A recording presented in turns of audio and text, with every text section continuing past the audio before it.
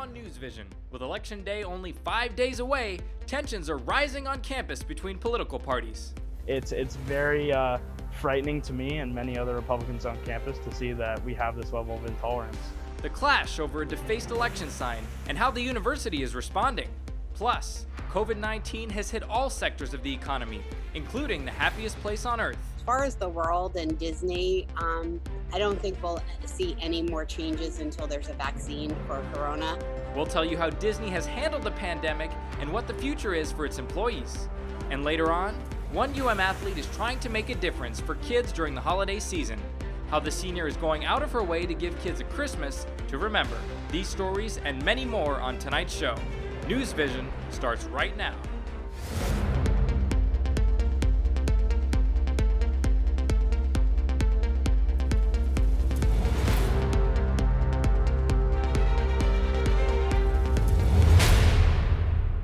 Hello and welcome to NewsVision. I'm Liam Fabre. And I'm Maya Broadwater. Thank you for joining us. Election night is in 5 days, and President Donald Trump and Democratic nominee Joe Biden are making their final pushes here in Florida. But first, Election Day tempers are flaring on campus with social media posts and vandalism. UMTV reporter Julia Hecht is live at the UC Breezeway with details from the tumultuous week. Julia, what happened? Well, guys, it was quite the scene over here on Monday afternoon when the University of Miami College Republicans put up a Trump 2020 banner, only for it to be defaced hours later. Now, that banner no longer stands, but you can see behind me a new banner that was put up on Tuesday morning. And I was here on Monday when the original banner was vandalized. I saw that on like 10 minutes ago. The center of campus has become the center of controversy. The University of Miami College Republicans several months ago went through the process that the Student Center complex has for reserving space to put up banners. But students watched in awe on Monday afternoon as one student painted a picture worth 1,000 words. The unidentified artist has led many students to wonder how a political advertisement is allowed to be displayed on campus. The University of Miami Student Center complex says it comes down to 3 main policies. The banner must include the organization's name and a meeting date and time, and the content of the banner cannot be obscene. A political sign, like they did, that just lists out the names of the candidates, that falls within freedom of expression. There'll be some students who will understandably find anything supporting Donald Trump to be heresy and upsetting and offensive. But there'll be some students on the other side of that political equation as well. And that other side was not happy. It's very frightening to me and many other Republicans on campus to see that we have this level of intolerance. The same artist had placed a sign on top of the banner earlier in the day that read, quote, "White supremacists, get off my campus." The student has since been contacted by UMPD and the Coral Gables Police Department. UMPD declined to comment. President Julio Frank sent an email to the University of Miami community on Tuesday morning, condemning the students' actions by calling it an unacceptable act of disrespect. The First Amendment does not protect vandalism. It does protect counter speech. And even when it's counter speech that people find offensive, that's also protected. The University of Miami Young and College Democrats responded by putting up a banner on Wednesday promoting their club, meeting times, and of course, Joe Biden. But the college Republicans aren't done yet. And on Monday, we have reserved the foot green, and we will be placing between 200 and 300 Trump yard signs throughout the foot green, and we will be having an event on the foot green. The sign that the University of Miami College Democrats put up sits right next to the new one that the college Republicans put up. Coral Gables Police Department has yet to release the police records from Monday, but one member of UM's College Republicans told me that the student who defaced the original sign has been identified. We will bring you more details as we receive them, but for now, reporting live from the Breezeway for UMTV, I'm Julia Hecht. Thank you, Julia. We will certainly keep an eye on any further developments in this story. But now a final push to gain voter support. President Trump and former Vice President Biden are campaigning in Florida.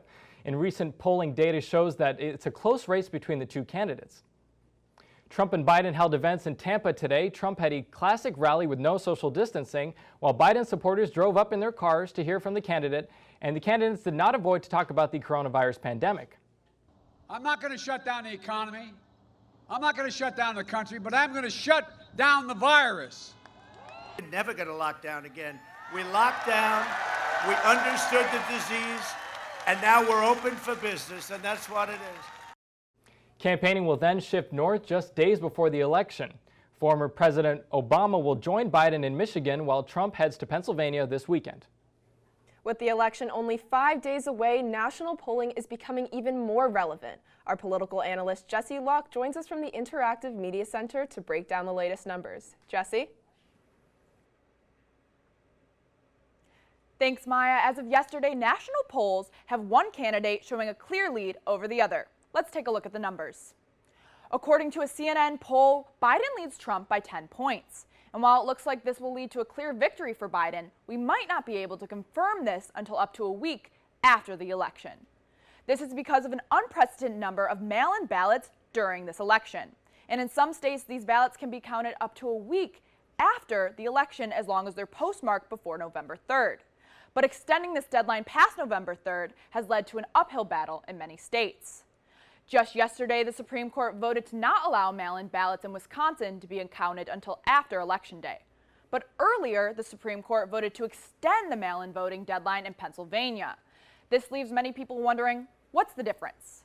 Chief Justice Roberts said that he wants state courts to be able to decide their own election rules, especially this close to the election.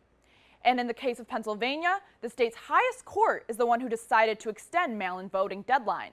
So the Supreme Court upheld the state's decision. But for Wisconsin, a federal court decided to allow votes to be counted past the election. So in this case, because a federal court blocked a state law, the Supreme Court sided with the state and decided to not allow mail-in ballots to be counted after the election. Chief Justice Roberts says this decision is representative of the idea that state courts and lawmaking bodies should have the final say when it comes to their own election rules. And our reporter Macia Leyva got the chance to sit down with Cuban voters in Miami-Dade to see who they casted their ballots for. With the 2020 presidential elections less than 1 month away, Florida residents get ready to vote. But one specific demographic makes up for the largest share of voters in the Sunshine State. According to Pew Research Center, Florida has 5.7 million Latinos, the third highest total in the country. Cubans make up the largest share of Latino vote in Miami-Dade County. They tend to vote Republican since they associate the Democratic Party with communism. Todos deberíamos votar a favor de Donald Trump. Pues Donald Trump es el presidente que va a levantar la economía de este país, que va a hacer más próspero este país, que va a levantar la democracia y que aunque no tenga que hacerlo, aunque no sea su deber, Donald Trump va a eliminar el comunismo de América Latina, va a eliminar la miseria, el hambre. For some of them, voting for the first time in the United States gives them the voice they never had back in Cuba. En mi país nunca pudimos votar porque nosotros queríamos. Siempre era por una sola persona los que ellos eligieran. Y aquí en este país tú puedes votar por quien tú quieres. Por tanto y demás, hay que votar por Trump. Historically, Cubans have backed the Republican Party as they fled their country fearing communism. But now, things have changed. I think it's just important everyone votes. I do believe that one of the best things about this country is that we have the right to do that. My family left Cuba because that a lot of their freedoms are being taken away. Their freedom of speech, like their freedom to have their livelihoods were taken away during the revolution. If you look at specifically at the Cuban younger voter, they tend to be more liberal than their parents and certainly more liberal than their grandparents. Will they make a difference this time around? You have approximately 60% of Cuban Americans say that they will vote Republican. Although it's not clear-cut which candidate Cubans will support in November, it's crucial that we all go out and vote. Reporting for UMTV, I am Macia Leyva. With the deadline for early voting in Florida just days away, voters are scrambling to get to the polls. I think early voting helps because it's more structured. I feel more safe going in early voting since I don't have to be exposed to many people. And just overall makes the experience easier for me since I'm new to voting. Early voting in Florida is open from 7 a.m. to 7 p.m. until November 1st. But don't forget that UM is offering students free transportation to the polls every 30 minutes from the Stanford Circle. Reporting for UMTV, I'm Jesse Locke. Back to the studio. Thank you, Jesse. Mark your calendars and tune in to UMTV on Election Day for our live 1-hour special show. That would be on Tuesday night from 8 to 9 p.m. right here in Studio B. Now to weather, another deadly hurricane has struck the U.S. At least 2 people have been reported dead after Hurricane Zeta made landfall on Louisiana as a Category 2 storm last night. The center of the storm passed right over New Orleans. Some locations near the Gulf Coast recorded storm surge over 8 feet and wind gusts over 100 miles per hour. Data shows that more than 2.3 million customers are currently without power. The storm is now bringing rain and snow to the northeastern U.S. And speaking of weather, let's check in now with our weathercaster, Dave Downey, to get the latest on the tropics and the weather here at home. Dave, how's it looking this weekend? Are we still going to get good weather for Halloween? Yeah, Lena, it's looking pretty good. Chances are going to uptick just a little bit this week then compared to this week. It was a beautiful week out there this week. But here are the headlines. Post-tropical storm Zeta, like Maya just discussed, it was the strongest latest season hurricane to make landfall since 1899 with 110-mile-per-hour sustained winds. You've got your Halloween forecast too. And yes, a cool down is finally coming next week to start our November. Clouds rain out here, just a couple showers out here across the Everglades, nothing here in the Metroplex, Miami, and Fort Lauderdale. Different story, of course, up in the Northeast, like Maya just mentioned. Look at all this shield of rain that passed through the mid-Atlantic states earlier today, quickly moved its way through New York, and will move off the coast. Again, this is the 6th hurricane to make landfall this year. That ties the record with 2 other years, and it's the 11th named storm to make landfall this year. That beats the record of 9 set back in 1916 by 2, obviously. Area to watch here. Now look at this. 60% chance of formation. Hurricane season is not over at all. It goes until November 30th. Look at this. 60% chance of formation in the next 5 days, 20% in the next 2 days. A lot of these long-range models had this system kind of crashing into the Central American coast. We'll keep an eye on that one heading into next week. Futurecast, we got 2 cold fronts to watch here. That will bring the cool down that we've been finally waiting for. Here comes front number 1 tomorrow morning. Here's 6 a.m. A couple lines of showers will be possible throughout the majority of the day. Then we'll stop it here. Here's 4 o'clock. A couple scattered showers are possible here across South Florida. Nothing widespread. Tomorrow will not be a washout at all. It will be cloudier, maybe a little bit more rainy than today. That front will move off to into the Straits of Florida between us and Cuba and dissipate. Maybe the Keys will see a couple showers heading into the day on Saturday. But again, that will not be the main story. Again, here comes the cool down. Let's take a look now. Here's the precipitable water graphic. This is basically a measure of how much moisture is in the atmosphere. Blue is low values, and then orange and reds, those are the really hot and humid air masses. Again, look at this off to the north. Here comes a big cold front here. Sunday afternoon into Monday as high pressure builds into the eastern half of the country. Look at this. Blues, yellows, and oranges, those have all pushed off to the south, leaving us beautiful and dry weather next week. Tuesday and Wednesdays will be the nicest days since late April. Tonight's forecast, mid-70s, we'll call it 76 with a few clouds, still muggy. You know, a passing shower or 2 cannot be completely ruled out, just like we saw in the model heading into the overnight hours tonight. Halloween forecast, if you're staying here and traveling down to the Keys, mid-80s, maybe upper 80s tomorrow, mid-70s for lows. Again, lingering chances throughout all 3 days as that front pulls through on Saturday. 70 forecast. Now look at this, front 1 and front number 2. Don't forget to set those clocks back Saturday night into Sunday. We're falling back there Saturday and Sunday, but then look at that. 79 for a high on Tuesday and 69 for a low Tuesday morning. Liam? Thank you, Dave. And coming up on NewsVision, why some believe Florida is underreporting its COVID numbers as cases among school children rise. Plus, we'll tell you which campus fraternities have been punished over breaking COVID regulations. These stories and a lot more after a short break. Stay with us.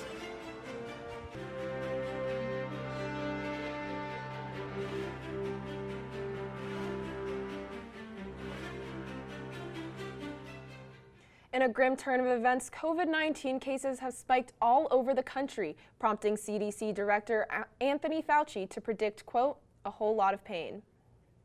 Yesterday, the CDC reported 75,000 confirmed cases in just one day. That's 15,000 more people than were reported last weekend. There are now over 9 million people who have tested positive in the United States. Experts say we can regain control of the virus, but it requires everyone to do their part. I'm quite concerned as we see this explosive increase in cases because it's going to be followed by more hospitalizations as it already has, and then inevitably more deaths. Deaths from coronavirus have more than doubled, rising from 400 on Monday to over 1,000 yesterday. Florida has almost 800,000 COVID cases, but critics say the Sunshine State may be underreporting cases among school-aged children. Florida Governor Ron DeSantis pressured school districts to reopen for in-person learning at the beginning of October. But since opening, state data has shown a 56% increase in COVID cases in school-aged children. At least 50% of districts in Florida say they do not require students who have been exposed to COVID to submit a negative test before returning to school. If you do not test the close contacts of the individuals that tested positive in the school, you are missing cases, you are underreporting. Broward is the only one requiring quarantined students who show symptoms to present a negative test before returning to face-to-face learning.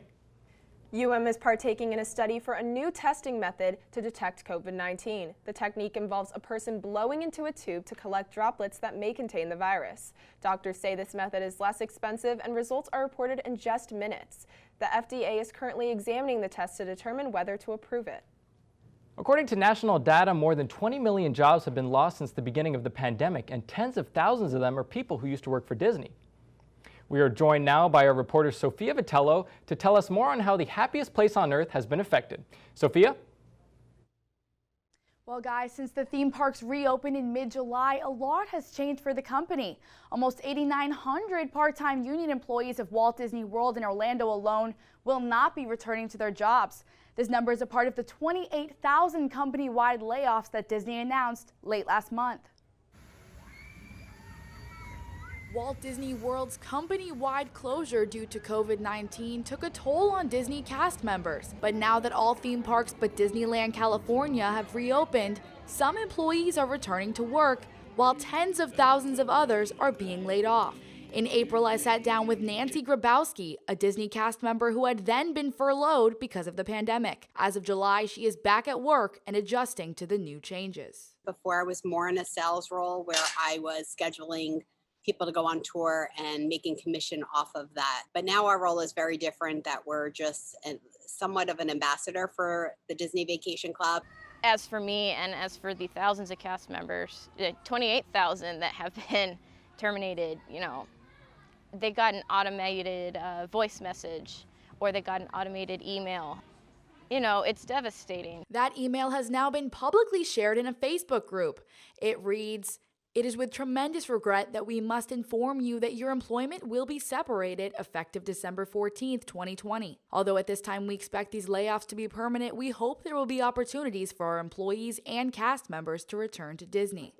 I think there will be a rebound, but I think rebounds generally, from what I've seen in my 30 years here working, lag. I think they're trying to do the best that they possibly can. In hindsight, we'll look back and see that everybody could have probably done a little bit better. With all reopened theme parks at just 45% capacity and the still underlying threat of COVID-19, Disney might not get completely back to normal for a while. I don't know that my job will go back to what it used to be, but as far as the world and Disney, I don't think we'll see any more changes until there's a vaccine for Corona.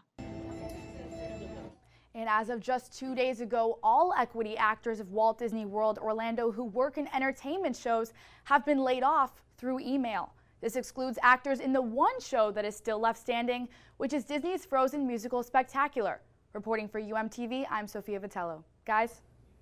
Thank you, Sophia. And back here on campus, two fraternities, Sigma Chi and Pi Kappa Alpha, also known as Pike, are facing disciplinary action for breaking COVID protocols. According to Senior Associate Dean of Students Stephen Prepke, Sigma Chi is suspended for the rest of the semester, and Pike is on probation.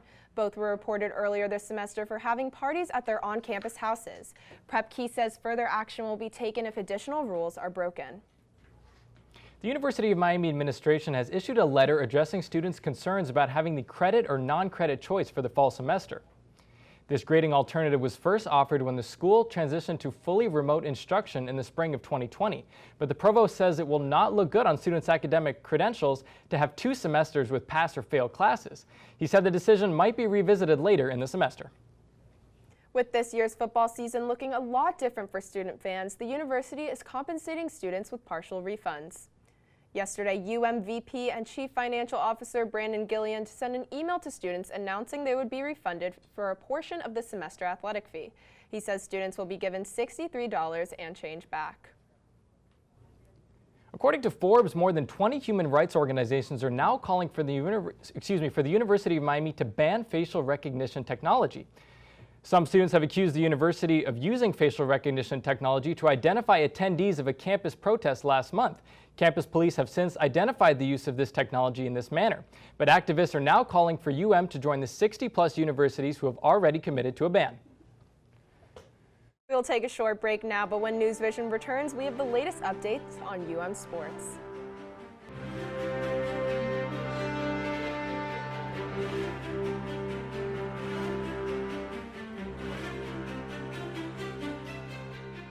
Welcome to Sports. I'm Maxwell Trink. The Miami Hurricanes have been so dominant on the gridiron against ACC opponents this year. Well, they kept it up again this week against Virginia. Let's check out how that went down.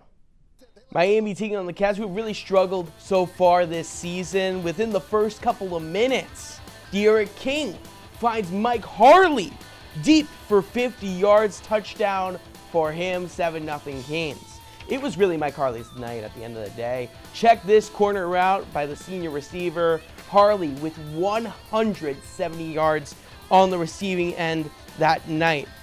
And let's cap off highlights with some love for the freshman, Don Chaney Jr., getting the score here, breaking through into the end zone. He's hyped up.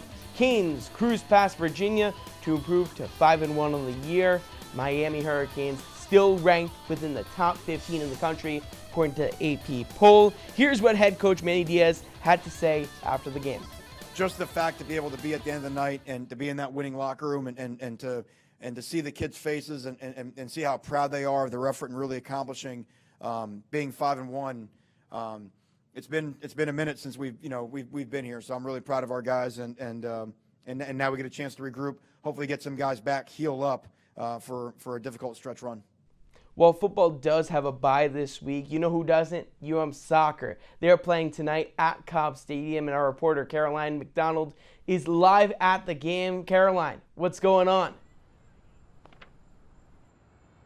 Thanks, Max. I'm here right now inside Cobb Stadium where Canes soccer is taking on Syracuse. The Canes haven't had the season they wanted to this fall, but one individual player has really stood out.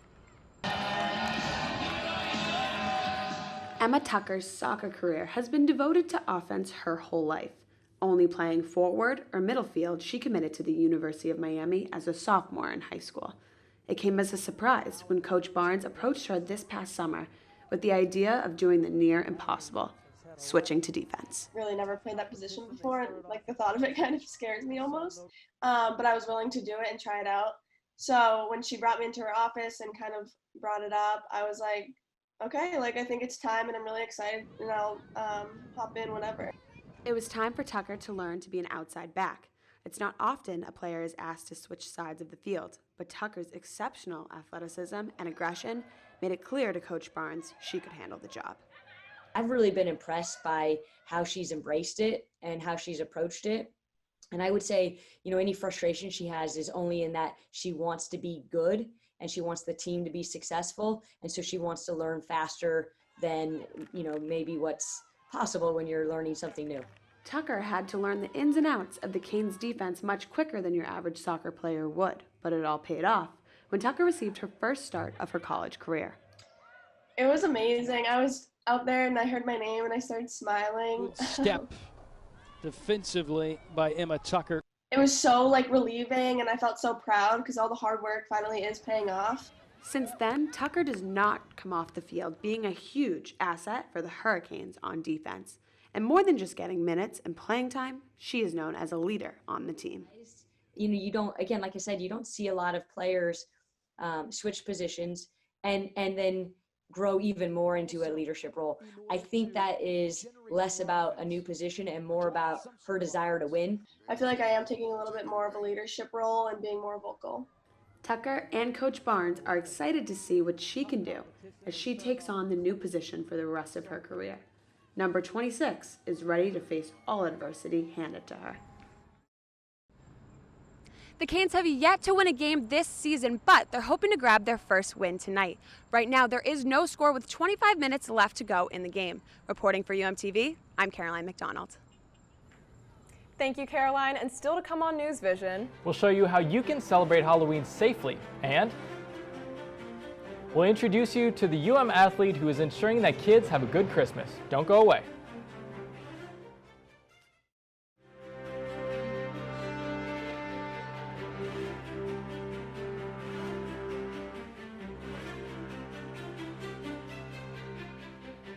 Thank you for staying with us. The Fellowship of Christian Athletes at UM is helping kids in need this holiday season. UMTV reporter Blake Atwell tells us more about Operation Christmas Child. Zakiya Rashid has been competing with the UM track and field program for over 4 years. But some of her best memories as a Hurricane have come off the track. I'm so happy. Literally, I'm so excited when I get to go to the store and pick out like whatever toys that I can find. What brings so much joy to Rashid and millions of other children around the world is a project called Operation Christmas Child. Under the relief organization Samaritan's Purse, Operation Christmas Child makes, collects, and ships shoe boxes to kids in need. UM's Fellowship of Christian Athletes and Student Athlete Advisory Committee partnered during the fall semester to bring OCC to MIA. I think it's what University of Miami is all about. Pastor Mike Blanc is the director of FCA. The organization brought Operation Christmas Child to UM 3 years ago. Miami has shipped over 1,000 boxes since. For us, how we measure success is just to see the University of Miami family get excited about this another year and get involved with it. And to see that already going on with people that are not even physically in Miami, it speaks about, I think, just the connectivity of what we have here at the U. George Brown Jr. played football for the Hurricanes and graduated from UM in 2019. He continues to leave his mark as an alum, donating more than 100 boxes this year. To me, it means just, being able to help out, because some people aren't fortunate enough to have a Christmas. They might not, get the presents or toys they need, or maybe even get the things for school that they need. So it's a big thing for me. This year's Operation Christmas Child began in August. The goal was set for 150 shoe boxes. In the 2 months since, FCA says UM is on track to hit 421 boxes, nearly tripling their goal. Whatever we're able to collect this year is going to be a major blessing for any little boy or any little girl that receive these boxes. Reporting for UMTV, I'm Blake Atwell. Halloween is just a couple of days away, but you still have time to celebrate despite COVID restrictions.